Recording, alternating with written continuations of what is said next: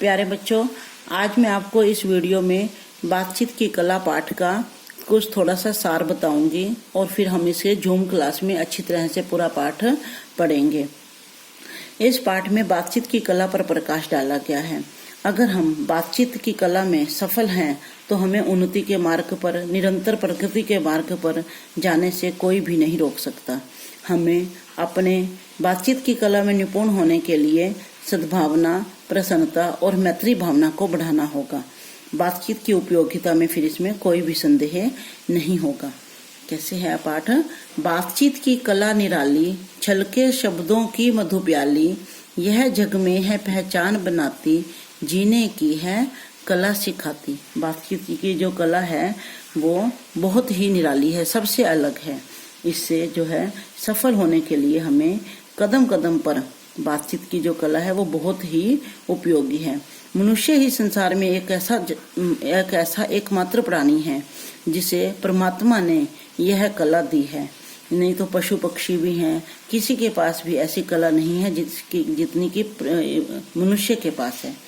वह प्रभावशाली बातचीत के माध्यम से अपना प्रभाव दूसरों पर छोड़ सकता है और दूसरों के विचारों से लाभ प्राप्त कर सकता है। परंतु जिस कला में निपुण होने पर भी व्यक्ति सबसे अधिक लाभ प्राप्त करता है, उसी की उपेक्षा करता है, उसी को निरादरित करता है। लोग मोटी मोटी पुस्तकें पढ़कर भी इस कला में निपुण न होने के कारण उन्नति नहीं कर सकते। हम चाहे जितनी भी मोटी मोटी पुस्तकों को पढ़ लें, लेकिन जब तक हमारे अंदर यह कला नहीं होगी तो हम तरक्की भी नहीं कर पाएंगे। इसका जो बातचीत की कला का जो प्रभाव है वो हमारे घर परिवार तथा रोजमर्रा के जीवन पर ही नहीं बल्कि स्कूल, कॉलेज, शिक्षण प्रशिक्षण केंद्रों, कार्यक्रमों और कई तरह की गोष्ठियों में भी देखने को मिलता है।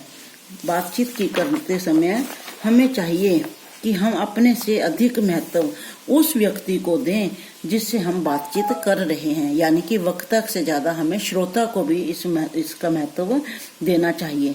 हम उसकी सुख सुविधा, रुचि अरुचि, विचार, सिद्धांत, भावनाओं आदि का पूरा ध्यान रखें। जल्दबाजी में बिना कुछ सोचे समझे बोलना बातचीत के सिद्धांत के विरुद्ध होता है। यदि समाज में बातचीत की कला में निपुण व्यक्तियों को वृद्धि की जाए तो अनेक सामाजिक रोगों का अंत हो जाएगा और राष्ट्रीय एकता में वृद्धि भी होगी। इस कला में निपुणता पाने के लिए हमें बार बार अभ्यास करना होगा और इसकी बार बार हमें साधना भी करनी होगी।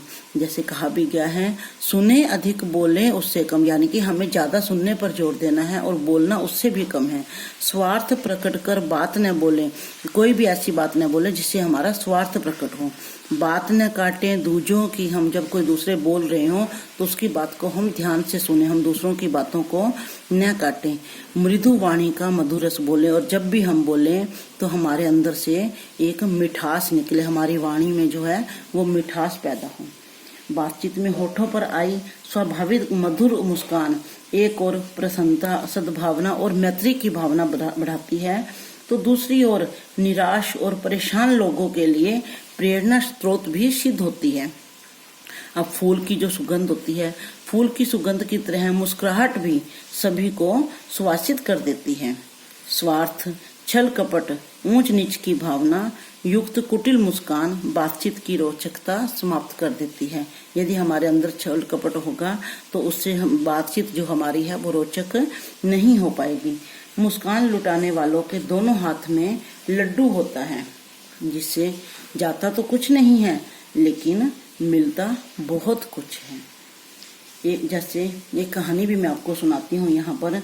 एक बार क्या होता है, एक व्यक्ति दो तोते पकड़ कर लाता है और वह उसको एक तोता पकड़ कर लाता है और वह उसको खूब पढ़ाता है, लिखाता है, सिखाता है, उसको बहुत बातें सिखाता है और वो किसी राजा को इनाम में देकर उससे अपनी कमाई करता है, क्योंकि उसका व्यवसाय भी यही होता है। तो उसने एक बार उसको बहुत सुंदर तोते को इंसानी बोली सिखाई है। तो जैसे वो सुबह उठता था, राम राम करता था, हैं ऐसे करते ना, वो जो भी बोलते थे वो पीछे से बोलता था। तो वह तोता जो था वो आदमी का भविष्य भी बता दिया करता था। उसने उस तोते को बादशाह अकबर को भेंट कर इनाम पा लिया। उसने उसे बादशाह अकबर को दे दिया और उससे इनाम प्राप्त कर लिया। बादशाह ने उसकी देखरेख के लिए एक आदमी को नियुक्त कर दिया और कहा कि यदि इस तोते के मरने की खबर मुझे कोई देगा तो मैं उसे मार दूंगा। यानी कि वह उस तोते से बहुत प्यार करता था। तो अब वो जो एक दिन क्या होता है कि अचानक तोता मर जाता है और वो तोते का जो रखवाला होता है वो बहुत घबरा जाता है कि अब मैं क्या करूं, अगर मैं राजा को ये बात बताऊं तो राजा तो मुझे मार देगा। तो वो दौड़ा दौड़ा बीरबल के पास जाता है, क्योंकि बीरबल जो होता है वो एक बहुत ही बुद्धिमान व्यक्ति होते हैं। तो बीरबल के पास जाता है और उसको सारी बात बताते हैं। तो बीरबल कहता है कोई बात नहीं, तुम चिंता मत करो, मैं राजा के पास जाऊंगा। तो बीरबल राजा के पास जाता है और राजा को कहता है कि राजा, आपका तोता न खाता है न पीता है, न मुंह खोलता है, न बात करता है, न चलता है, न हिलता है, न उठता है, न फुदकता है। अब बादशाह बहुत हैरान हो जाता है। बादशाह ने आकर जब वो तोते को देखता है, वहां पर आता है, तोते को देखता है तो वो उसको गुस्सा आ जाता है। वो कहता है कि अब तुम पहले नहीं बता सकते थे कि तोता मर गया है। तो फिर इससे बीरबल कहते हैं कि राजा, अगर तो आपने ही तो कहा था कि जो भी इस तोते के मरने की खबर देगा उसको मृत्युदंड दिया जाएगा। तो उसको वो वाली बात याद दिलाता है। तो इस प्रकार उन्होंने अपनी वाक पटुता यानी कि बोलने का जो उसका चतुराई है और बुद्धि बल से बादशाह को बिना उत्तर के कर दिया, निरुत्तर बना दिया और किसी की जान भी इससे बच गई। तो बच्चों, बातचीत की कला में निपुणता पाने के लिए सदग्रंथों का अध्ययन, अच्छे ग्रंथों का हमें अध्ययन करना चाहिए, विद्वानों का संग करना चाहिए तथा स्वभाव में शामिल होना हमारे लिए बहुत ही अच्छा होता है। तो यहाँ पर ये वाणी पर भी प्रकाश डाला गया है कि अगर हमारी वाणी मीठी होगी तो हम दूसरों पर अपना प्रभाव बहुत अधिक डाल सकते हैं। तो यह पाठ आपने अच्छी तरह से पढ़ना है और हम इसे फिर जूम क्लास में भी पढ़ेंगे।